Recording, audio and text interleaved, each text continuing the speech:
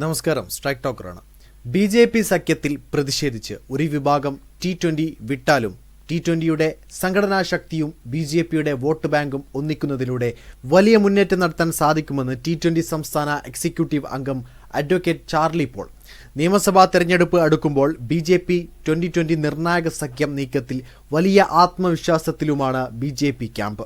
ഇതിലൂടെ തൃപ്പൂണിത്തുറയും കുന്നത്തുനാടും പെരുമ്പാവൂരും ലക്ഷ്യമിടുന്നു T20യും ബി.ജെ.പിയും. മാസങ്ങളോളം നീണ്ട ചർച്ചകൾക്കൊടുവിലാണ് 2020യെ മുന്നണിയുടെ ഭാഗമാക്കിയിരിക്കുന്നത്. ഇതോടെ സംസ്ഥാന നിയമസഭയിലേക്ക് MLA-മാരെ എത്തിക്കാമെന്ന പ്രതീക്ഷയിലാണ് ബി.ജെ.പിയും 2020യും. ശക്തി കേന്ദ്രങ്ങളായ കുന്നത്തുനാടും പെരുമ്പാവൂരും കൂടാതെ സമീപ മണ്ഡലങ്ങളിലും 2020യുടെ സ്ഥാനാർത്ഥികൾ മത്സരിച്ചേക്കും. ഇതോടെ ശക്തമായ മത്സരത്തിനൊരുങ്ങുകയാണ് എറണാകുളത്തെ ചില മണ്ഡലങ്ങൾ. BDJS-നേക്കാൾ മുൻതൂക്കം 2020ക്ക് ഉള്ളതുകൊണ്ട് തന്നെ തൃപ്പൂണിത്തുറ ഒഴികെ എറണാകുളത്ത് മറ്റു ഏത് സീറ്റ് ചോദിച്ചാലും 2020ക്ക് ലഭിക്കാനാണ് സാധ്യത. കഴിഞ്ഞ തെരഞ്ഞെടുപ്പുകളെ അപേക്ഷിച്ച് വോട്ട് ശതമാനത്തിൽ ഉണ്ടായ വർധനവും പാർട്ടിയുടെ സ്വീകാര്യത ഉയർത്തിയിട്ടുണ്ട്. ബി.ജെ.പി. സഖ്യത്തിൽ പ്രതിഷേധിച്ച് ഒരു വിഭാഗം 2020 വിട്ടാലും 2020യുടെ വോട്ടുകൾക്കൊപ്പം ബി.ജെ.പിയുടെ വോട്ടുകൾ കൂടി ചേരുമ്പോൾ വിജയ സാധ്യതയുണ്ടെന്നാണ് 2020യുടെ വിലയിരുത്തൽ. നിലവിൽ എത്ര സീറ്റുകളിൽ മത്സരിക്കുമെന്ന ധാരണയൊന്നും ആയിട്ടില്ലെന്നും വിജയ സാധ്യത കണക്കിലെടുത്ത് 2ൽ കൂടുതൽ സീറ്റുകളിൽ മത്സരിച്ചേക്കുമെന്ന് അഡ്വക്കേറ്റ് ചാർലി പോൾ പറഞ്ഞു. സഖ്യത്തിന് പിന്നാലെ നേതൃത്വത്തിന്റെ ഏകപക്ഷീയമായ തീരുമാനത്തിൽ പ്രതിഷേധിച്ച് ഒരു വിഭാഗം നേതാക്കൾ പാർട്ടി വിട്ട് കോൺഗ്രസിൽ ചേർന്നിട്ടുണ്ട്. പാർട്ടി ഭാരവാഹികളും ജനപ്രതിനിധികളുമടക്കമാണ് പാർട്ടി വിട്ടത്.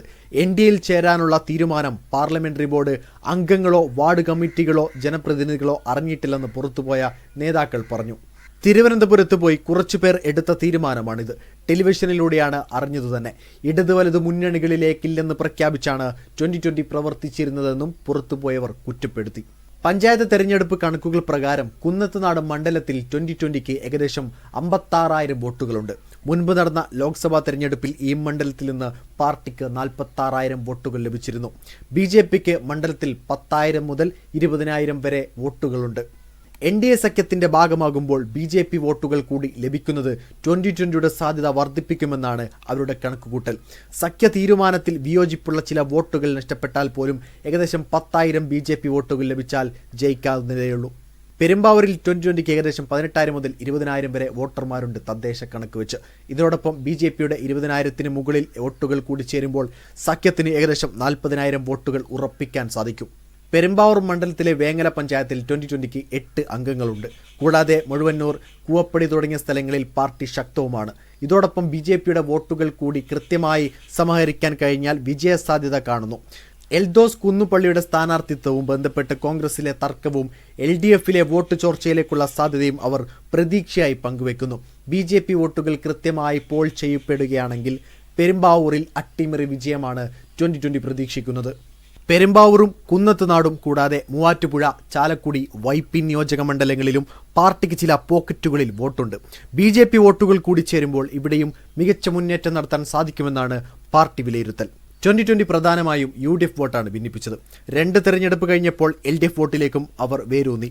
കഴിഞ്ഞ തവണ കുന്നത്തുനാട്ടിൽ കോൺഗ്രസിന്റെ സിറ്റിംഗ് MLA VP സുജേന്ദ്രന്റെ തോൽവിക്ക് കാരണമായതും 2020 പിടിച്ച വോട്ടുകളായിരുന്നു. LDF 51,180 വോട്ടുകൾ, UDF 48,463, 2020 നേടിയത് 41,480, ബി.ജെ.പിക്കാകട്ടെ 7,056. നേരിയ മാർജിനിലായിരുന്നു LDF വിജയം.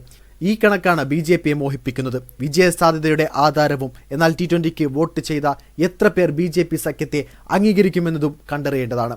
ആ പാർട്ടിയിലെ പൊട്ടിത്തെറി സൂചിപ്പിക്കുന്നതും ബി.ജെ.പി. ചങ്ങാത്തത്തെ വോട്ടർമാർക്ക് ദഹിക്കുമോ എന്ന സംശയത്തിൽ നിന്നുള്ളതാണ്. 4 സീറ്റ് വരെ 2020ക്ക് ബി.ജെ.പി. മത്സരിക്കാൻ നൽകാനും സാധ്യതയുണ്ട്.